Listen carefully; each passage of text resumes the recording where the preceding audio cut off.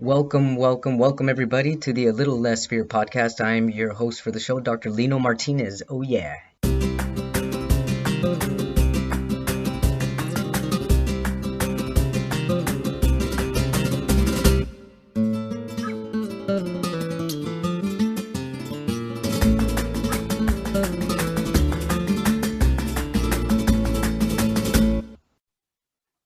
Welcome back to the A Little Less Fear podcast. I'm your host of the show, Dr. Lino Martinez, and today's show is about what I miss, if I do miss, the things that I miss about being a woman.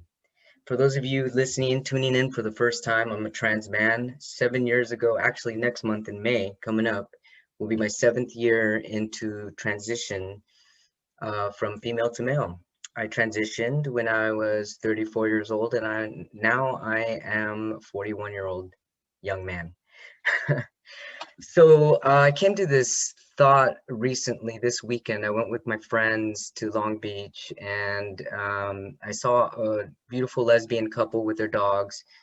And after we were done eating, they came up to us and asked us about my friend's dog, Emma, and how old the dog was and stuff. And then I made a short short conversation, and I said, hey, I used to be a lesbian, and they chuckled, but I after that said I really was a lesbian. And then I showed them my chest scars from my mastectomy, and then it got me thinking that day how nice it was to see, refreshing it was to see a lesbian couple again, and just see the love of two women together, and it kind of made me miss being a lesbian.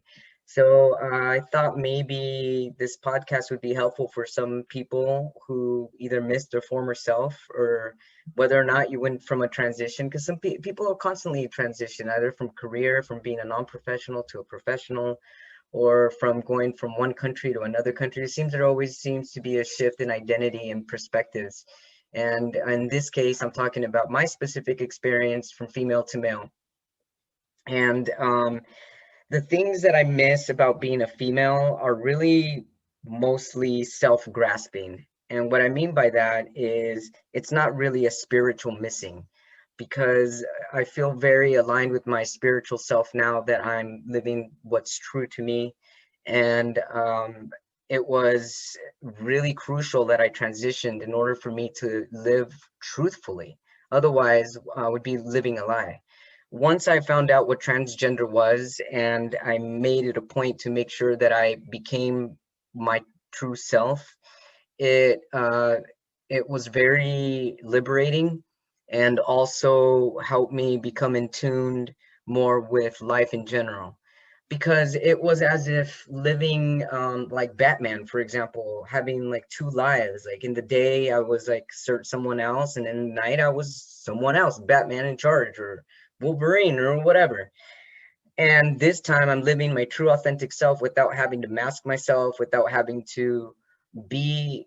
I mean, it was exhausting being two different people, but the things that I miss are things that were not going to help me grow as an individual, or things that are not helping me grow as a person, or a spiritual growth, that is. Some examples include some of the things that I miss are that life physically in around people seemed to be a little easier, because I was a good looking girl and I got a lot of compliments, and it was almost a daily thing, having guys check me out, having girls check me out. And I went from guys being super obvious checking you out to now not getting any attention at all. And of course, we're living in a pandemic right now when we have to be masked and people can't really be checked out at all. But I'm just talking about the things that are superficial that I miss. And another thing that I miss is being a female. It seems like people were nicer, a lot nicer. Girls are nicer, guys are nicer. People are sweeter to people, to women.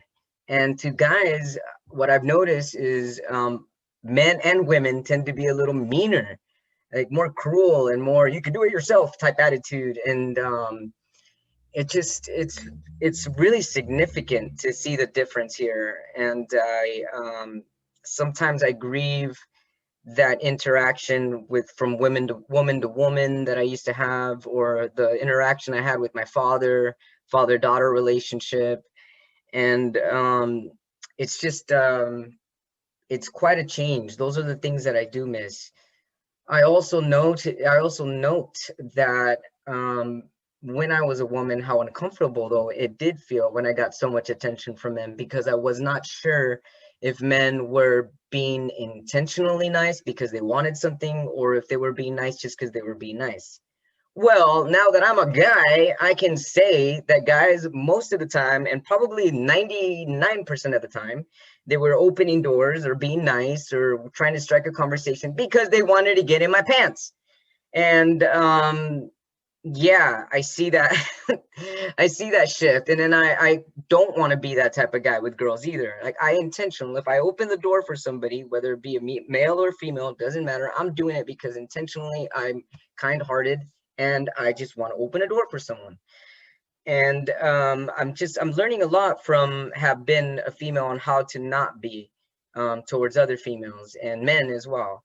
And it's been challenging having that transition also at a later age. I feel that there's benefits of transitioning earlier in your teens or in your 20s or even in your early 30s, because at least you get to get your feet wet a little sooner than being in your mid 40s like I was when I started my transition. um let's see here, other things that I miss about being a female. It also seemed that other things were more, I don't know, exaggeratedly exciting, like a new hairstyle or going shopping for something. I don't know. It just seemed like girls are always more on the go, and they're willing to do things with you and go with you. And guys, they kind of just want to be on their own. Unless they're, sorry to stereotype, but a lot of my gay guy friends, they were cool with shopping and they were cool with doing things like that. But I'm talking about your cis, heteronormative, however you want to pronounce it, or whatever you want to genderize it, or whatever. It just seems that they're really on a mission, and that's just how it is in that world. But yeah, sometimes I do miss being a lesbian. I miss the connection that I had woman to woman. It seems like women are very easy to open up once you open up, and you can have long conversations forever about anything. And lesbians tend to fall in love real easily, and I believe they fall in love easily because of that connection. They're able to just open up, open their heart and open their mind, and they're not afraid to cry in front of each other. They're not afraid to show and express love right away. And in this new gender, it's not that easy. You can't just be a guy and all of a sudden express your love and be affectionate. Otherwise, you're going to come across the wrong way, or someone is gonna think it's totally different. And I'm learning as I go by, as I grow, that grieving is a normal process to shedding of the past. So I'm still shedding some of the things, some of the layers of the past, especially when I come across beautiful lesbian couples and then miss that interaction that I had with women. And I would like to have that interaction again with women. I don't think it's going to be the same. It's never going to be the same, but it's definitely going to be more informative, more stable, because I feel a lot more stable now as a man. And it's going to feel a lot more comfortable for me now that I'm living my true self. The thing that was uncomfortable as being a woman, as I'm already sharing and have shared, that it was difficult being someone else, having a different face and having to be someone for my family, having to be someone for society, for as a professional, and figuring out what was okay to say and what was not okay to say. It was just, I feel like I was tiptoeing around a lot when I was a woman, and now I don't have to tiptoe anymore. Now I could just wear a t-shirt and be myself, and it feels incredibly liberating. Also, living my true self now as a man, I'm able to look within. Now that I'm having less people check me out, now that I'm having less people wanting to talk to me or date me or having their own intentions to attract, or however you want to say it, but I guess however I want to say it, what I'm trying to say is that not having those experiences now as a young man is making me look deep within myself, my spiritual self, and connecting deeper. And that is helping me grow in so many areas that I was lacking before. And with this growth, I'm loving myself more and appreciating all the steps that I'm taking to become wholesome, from working out to walking to getting closer to my mother as a mother-son relationship, and even with my brother. And even though my father's not in the family picture anymore, still trying to connect with him now as a newfound father-son connection. It's a new connection, it's different, and to me, it feels a little more peaceful and a little more serene because from my part, it's more sincere. I also feel that I don't need to lie anymore. When I was a woman, I lied a lot, and I lied a lot because I was living a lie. It's like, how can I be telling truths if I'm not even true to what I am? I mean, it was it was very painful having to wear dresses or lipstick and all that, and sometimes hearing my mom tell me that I would look better with lipstick on, or why aren't you doing this, stuff like that, things that I still kind of remember sometimes that put me in like that painful traumatic mode. But all of that is not even reasonable, because our true essence is our eternal mind, our eternal light that we have inside, and this body that we have is temporary.